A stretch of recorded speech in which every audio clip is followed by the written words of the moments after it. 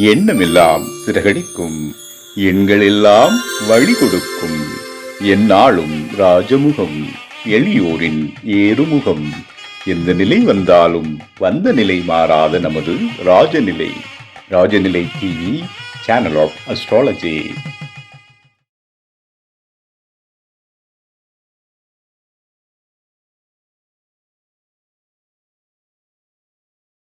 குரு பிரம்மா குரு விஷ்ணு குரு தேவோ மகேஸ்வரக குரு சாட்சாத் பரபிரம்மம் தஸ்மை ஸ்ரீ குருவே நமக. குருவே வா ஆழ்க, குருவே துணை.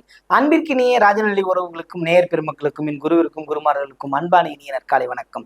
இன்றைய நாளுக்கான பஞ்சாங்க பதிவுகள் ராசி பலன்களை பார்ப்போம். ஏப்ரல் மாதம் 19/4/2026 ஞாயிற்றுக்கிழமை, உத்தராயணம், பராபவ வருடம் சித்திரை மாதம் 6ஆம் நாள், கிருத்திகை, வளர்பிறை, கரிநாள். இன்றைய நாளுக்கான நல்ல நேரம் காலை 7 மணி 30 முதல் 8 மணி 30 வரை. மாலை நல்ல நேரம் 3 மணி 30 முதல் 4 மணி 30 வரை. கௌரி நல்ல நேரம் காலை 10 மணி 30 முதல் 11 மணி 30 வரை. மாலை கௌரி நல்ல நேரம் மதியம் 1 மணி 30 முதல் 2 மணி 30 வரை. ராகு காலம் 4 மணி 30 முதல் 6 மணி வரை.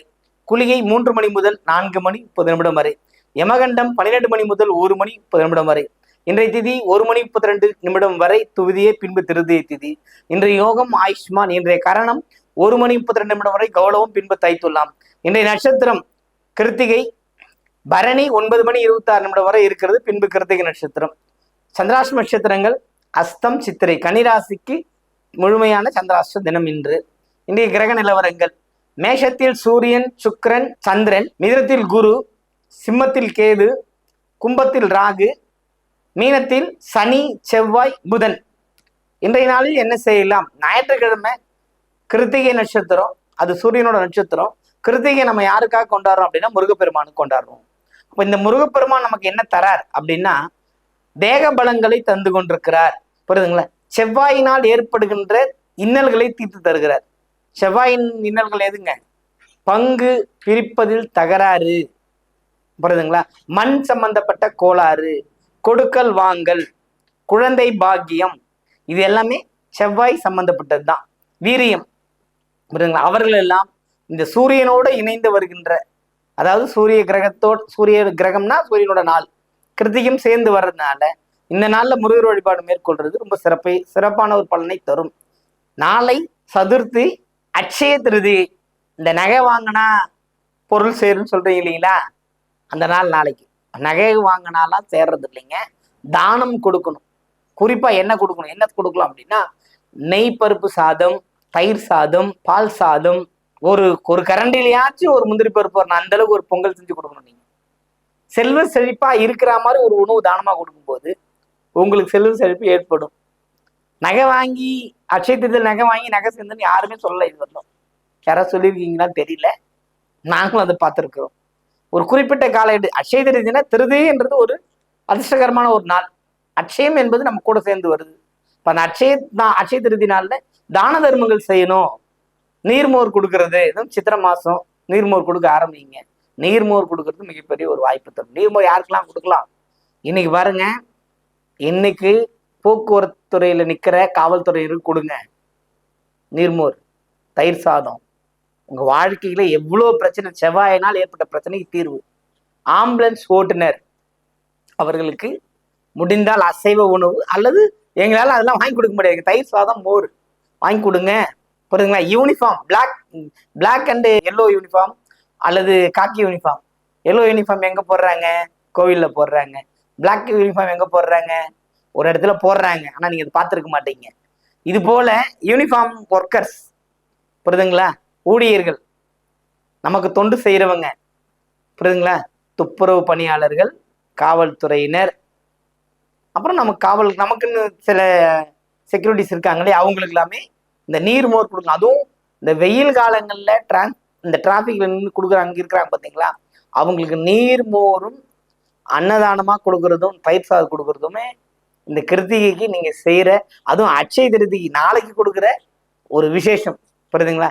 ரெண்டும் கம்பைன் பண்ணி ஒரு பரிகாரம் செஞ்சு பாருங்க, வாழ்க்கையில் நிறைய மாற்றங்கள் உண்டு. நம்ம ராசி பலனுக்கு போவோம்.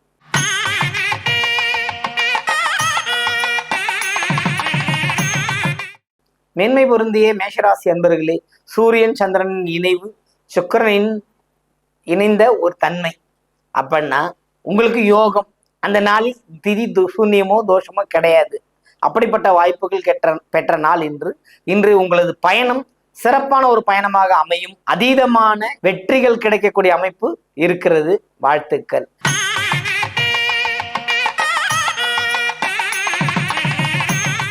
ரிஷபராசி என்பவர்களுக்கு இந்த நாள் சற்று சுணக்கமான போக்கே காணப்படும். 2ஆம் இடத்தில் குரு இருந்தாலும் 4ல் கேது இருந்தாலும் சந்திரனின் பயணம் என்பது உங்களுக்கு 3ஆம் இடத்துக்குரிய அதிபதி விரயத்தில் இருப்பது உங்கள் முயற்சிகள் தடைபடும். அப்ப கவனக்குறைவா இருப்பீங்க, கவலையோடு இருப்பீங்க. கவலையை விடுங்கள், கந்தனை பற்றுங்கள், கவலை இல்லாமல் வாழுங்கள்.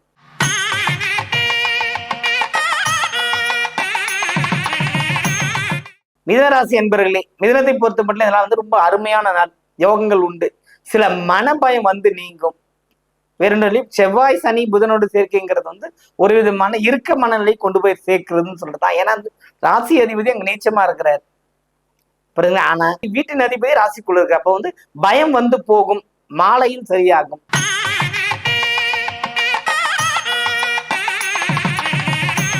கடகராசி அன்பர்களே, கடகத்தை பொறுத்த மட்டும் நட்பு வட்டாரங்கள் விரிவடையும். சிறந்த செல்வாக்கு கூடும், வெற்றிகள் கிடைக்கும். யோகித்த ஆதரவுடன் மக்களோட பேரோடும் நீங்க நல்ல முறையில வளம் வருவதற்கான வாய்ப்புகள் இந்த நாளில் இருக்கிறது. வாழ்த்துக்கள்.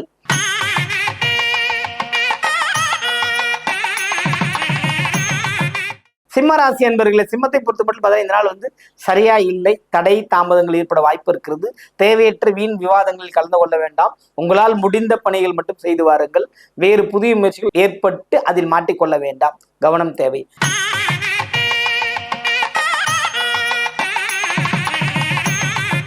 கன்னிராசி என்பவர்களுக்கு இதனால் சிறப்பான நாள் தான். சந்திராஷ்டமா இருந்தாலும் மகிழ்ச்சியா இருக்கிற ராசியில ஒரு ராசி யாருன்னா கன்னிராசிக்காரங்க. ஏன்னா எல்லா வகையிலும் வெளியில் கொண்டு வரக்கூடியவங்க, எல்லா விதமான தடைகளையும் தகர்த்தெறியக்கூடியவங்க. மனது எவ்வளவுதான் கஷ்டப்பட்டுக்கிட்டு இருந்தாலும் வெளியில் தெரியாமல் பார்த்து கொள்ளக்கூடிய அமைப்பு யார்கிட்ட இருக்குதுன்னா கன்னிராசிக்காரங்கிட்ட இருக்குது. இந்த நாள் ஒரு அற்புதமான நாள். உங்களுக்கு மகிழ்ச்சிகள் உண்டு, ஏற்றங்கள் உண்டு, உங்கள் பிள்ளைகள் வழியில் சந்தோஷங்கள் உண்டு. ஒரு விருந்து உபசரிப்புக்குள் போய் கலந்துக்கிட்டு வரக்கூடிய வாய்ப்புகள் அதிகமாக இருக்கும். வாழ்த்துக்கள்.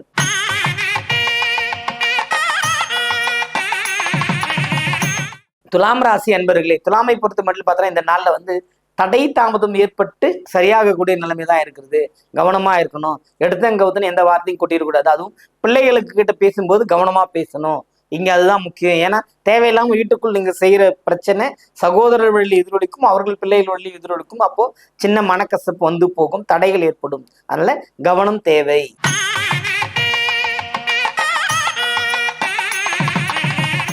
விருச்சக ராசி என்பவர்களே, விருச்சகத்தை பொறுத்த இந்த நாள் ரொம்ப அமோகமான நாள். வெற்றிகள் உண்டு, எல்லா வகையிலும் ஏற்றங்கள் உண்டு, சுகங்கள் கூடுகின்ற அமைப்புகள் உண்டு. புதிய பொருளாதார சேர்க்கை, வண்டி வாகன சேர்க்கைகள் உண்டு. மண்மனைகள் திருத்தி அமைக்கப்படும்ன்ற அமைப்பெல்லாம் உங்ககிட்ட இருக்கு. இந்த நாள் உங்களுக்கு ஒரு சிறப்பான நாளாக இருக்கிறது. வாழ்த்துக்கள்.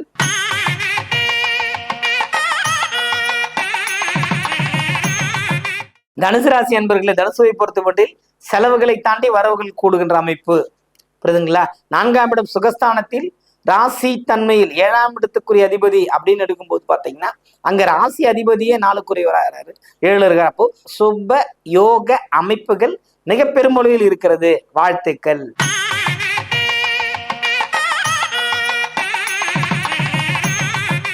மகர ராசி என்பவர்களே, இதனால் சற்று கவனமும் எச்சரிக்கையும் இருப்பது உங்களுக்கு ஒரு பெரிய மாற்றத்தை ஏற்படுத்தி வரும். அதாவது 12ஆம் இடம் விரயஸ்தானமும் உங்களுக்கு 4ஆம் இடம் 3ஆம் இடத்துல கிரக நிலவரம் சரியில்லாத காரணத்தால சிக்கல்கள் போகும். வார்த்தைகளை கவனமா இருங்க, வெற்றி பெறுவீர்கள்.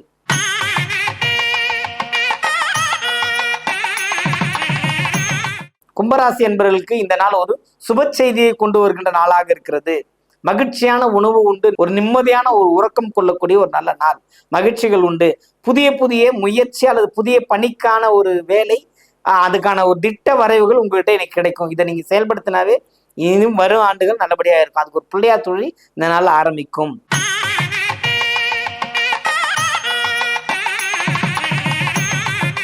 மீனராசி என்பவர்களே, மீனத்தை பொறுத்தப்பட்டு எதிர்பார்ப்புகள் எதிர்த்து தான் கிடைக்கும். இப்ப நீங்க ஒரு விஷயம் எதிர்பார்க்கிறீங்க, அது எதிர்பார்ப்பு இல்லாம கிடைச்சிருமா? கிடைக்காது. எல்லோருக்கும் அது எதிர்பார்ப்பு இருக்கிறது இல்லையா? புரியுதுங்களா? ஆனா இந்த ராசிக்குள்ள இருக்கிற 7ஆம் இடத்துக்குரிய காரர், உங்களோட 7ஆம் இடத்து அதிபதி ராசிக்குள்ள வந்திருக்கிறாரு அப்படின்னோடும் அதிபதிகள் தன்மைகள் மாறினாலும் உங்களோட குணாதிசயங்கள் மாத்திக்கணும்.